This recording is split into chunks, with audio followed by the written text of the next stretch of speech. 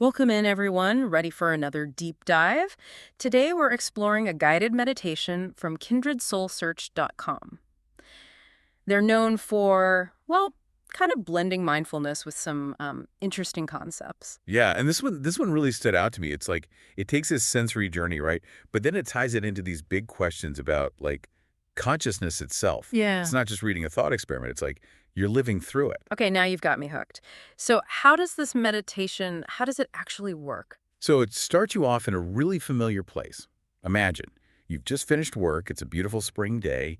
You're walking towards this bustling marketplace. You hear all the sounds, conversations, maybe some laughter, street musicians, that kind of thing. Right, like it's grounding you in that everyday sensory experience. Exactly. I can almost hear it now.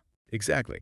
But then as you're walking, you stroll through a park and the soundscape kind of shifts a little bit, right? It becomes more about birdsong, rustling leaves, more natural, more calming. Ah, so it's subtly shifting our attention. We're noticing the sounds we usually just tune out. Huh. Okay, so what happens next? So then it goes, the meditation keeps stripping away those layers of human activity. It transports you back in time. Imagine, like, our ancestors gathered around a crackling fire. I love that. And think about the soundscape there, the flames, the stories being shared. Sounds wasn't just like background noise back then. It was vital, right? For survival, for Like, connection. oh, absolutely. And you're so right. Sound is powerful. It really evokes a sense of place and time. You practically feel like you're right there by the fire with them. But then it takes an even more, well, interesting turn, doesn't it? It does.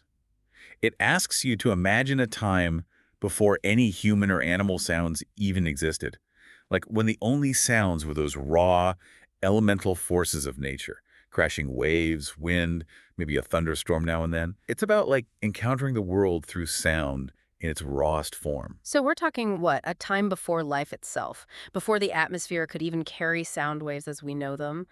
It's mind-blowing when you think about it. It makes you wonder, what was silence even like back then when there was no one around to perceive it? Was it even silence as we understand it? It's a trip, right? Yeah. And that's kind of the paradox the meditation uses to make us really question the nature of perception itself. Because it's asking us to imagine the absence of something that, couldn't even exist yet. It's like saying, did light have a color before there were eyes to see it? It's a total mind bender. And it really highlights how much we rely on our senses, even when we don't realize it, to shape our whole reality. So we've gone from this bustling marketplace to the dawn of humanity. But the journey through time and sound doesn't stop there, does it? Nope, it keeps going. We're going way back, billions of years to the very beginning, the Big Bang. Whoa, talk about a deep dive. We're going all the way back to the birth of the universe. What's it like there, sound-wise? Well, according to the meditation, it's the ultimate silence. It's the universe just coming into being, right? Imagine this.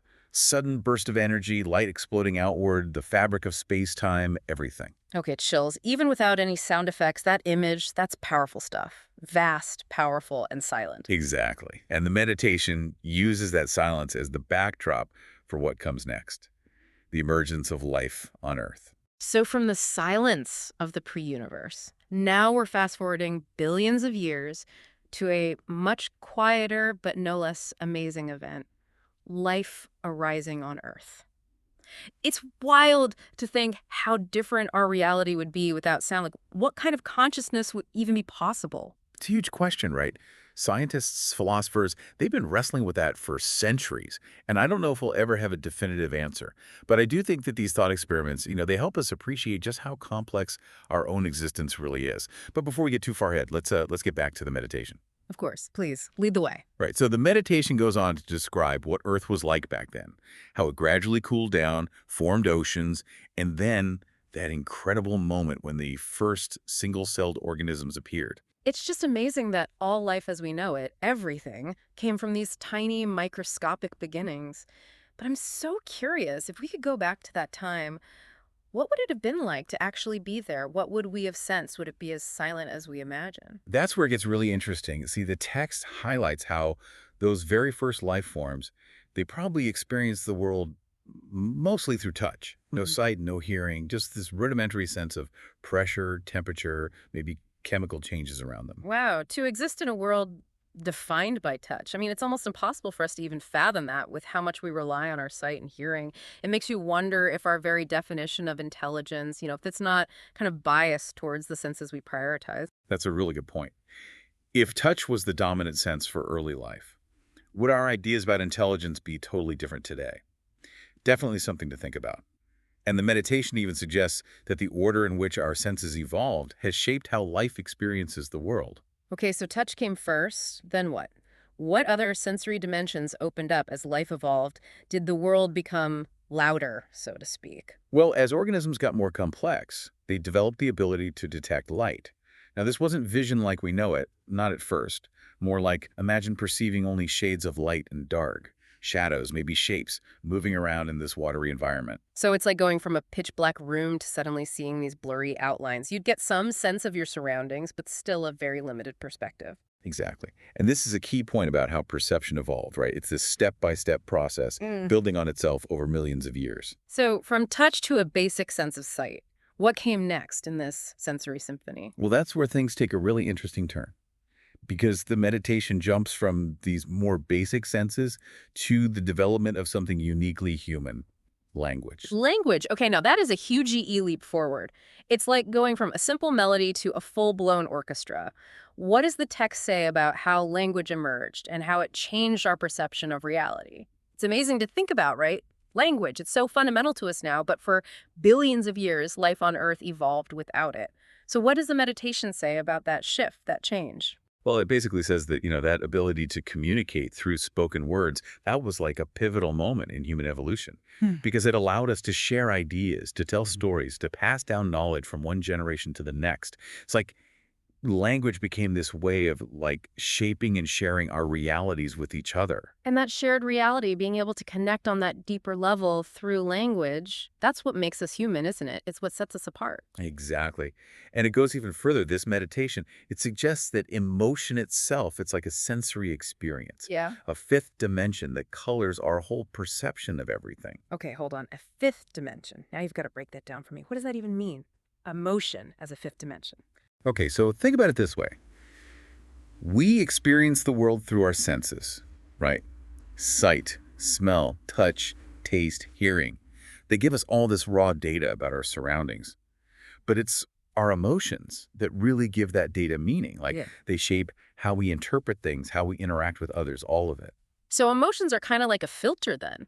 They color our perceptions, they influence our decisions. Ultimately, they shape our reality. Exactly. Think about it. Two people could see the exact same event, right? But their emotional reactions to it, totally different, which means they could end up interpreting what happened in completely opposite ways. That makes a lot of sense. Our emotions, they can cloud our judgment or make us see things that aren't really there, even blind us to the truth sometimes, right? It's like we each have our own personal lens that we're looking through. And the meditation, it actually uses this term. It calls them reality bubbles. Like we each live in our own unique bubble, shaped by our experiences, our beliefs, and yeah, those emotions we were just talking about. Reality bubbles. Uh-huh. I like that. It's such a clear way to picture how what's going on inside of us shapes how we see the world outside. Like when two people watch the same political debate and they come away with completely different takes, it's like their reality bubbles filtered the information totally differently. But okay, if emotions are a fifth dimension, where do they fit in with, the other four? Mhm. With space and time. That's the wild part. Think about it. Our emotions aren't bound by physical space in the same way our bodies are. Mm. Like you can feel joy remembering a childhood memory, even though that memory took place in the past, right? Hmm. Or you can feel anxious about a presentation next week, even though that event hasn't happened yet. So our emotions, they can jump around in time. They're not stuck in the physical world the same way our other senses are. Exactly. And that's part of what makes them so powerful. They can connect us to people and places that are like way beyond our immediate surroundings. It makes you think about how differently we must have experienced the world before language came along, Like, before language, our reality was probably so much more immediate, just driven by our senses and basic instincts. But with language, boom, we can suddenly share our inner thoughts, our fears, our dreams. It's like we tapped into this whole new dimension of existence. And the meditation actually talks about that. It points out how human history, it's basically like this record of our emotions. Through stories, through music, through art, we found all these ways to express and share our inner worlds with each other. And now with technology, with social media and everything, we're constantly putting our emotions out there, for better or worse. It's like we're all contributing to this massive collective reality bubble, all our individual experiences just sort of blending together. It's exciting, but Kind of terrifying too, don't you think? We've gone from the total silence of the pre-universe to this constant stream of shared emotions. It's a trip. No doubt. And it brings up some really big questions about like the nature of reality itself. What's technology doing to all of this? Mm. But for now, let's bring it back to the meditation because we're getting near the end of our journey here. Okay, so after this incredible journey through the senses from their very beginnings to language to emotions, where does it leave us? hmm What's the final message? Well, it guides you back to the present moment. Like you're encouraged to open your eyes, take in your surroundings, but with this fresh sense of awareness. So we come back to ourselves, and then what? What do we do with this awareness? How do we put it into practice? Yeah, the meditation, it doesn't really give you like a step-by-step guide or anything, but it does leave you with this really powerful thought. It asks you to think about how your own reality bubble, how it shapes the way you interact with everyone else, to be really mindful of the words you use, the emotions you're putting out there, and how all of that changes your perception of the world. That's deep. It's like it's encouraging us to take responsibility, you know? Like we can actually choose how we shape our own realities. Earlier, you were saying how two people can watch the exact same thing, but interpret it totally differently. Mhm. Makes you wonder, are they even seeing the same thing at all if their emotional reactions are that different? That's the core of it, right? That's what this meditation's getting at. It's not saying there's no such thing as objective truth, but it's more like we're always going to see it through this lens of our own experiences? So, how do we break free then? How do we stop being trapped in our own little bubbles and actually connect with other people? Well, it's a lifelong journey, right? But this meditation, I think it gives you a good starting point. Because by becoming more aware of your own biases, the way you react to things emotionally, it's like you can start to see those patterns more clearly in yourself and in other people too.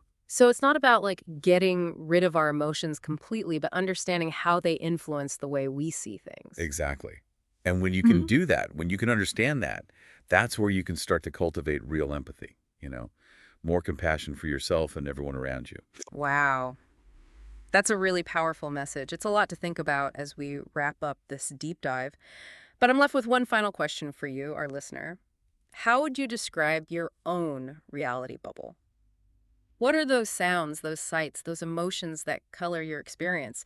And how can you use this new awareness to really connect with people and create a more meaningful life for yourself? Big questions. Important ones, though. And on that note, we'll leave you to explore your own reality bubble. And we'll see you on the next deep dive. We've given you the starting point, the first clue in this intriguing mystery. Now it's your turn to take the reins. Head over to kindredsoulsearch.com and see what you uncover. What could Kindred Soul Search mean to you? Maybe jot down your thoughts, your impressions.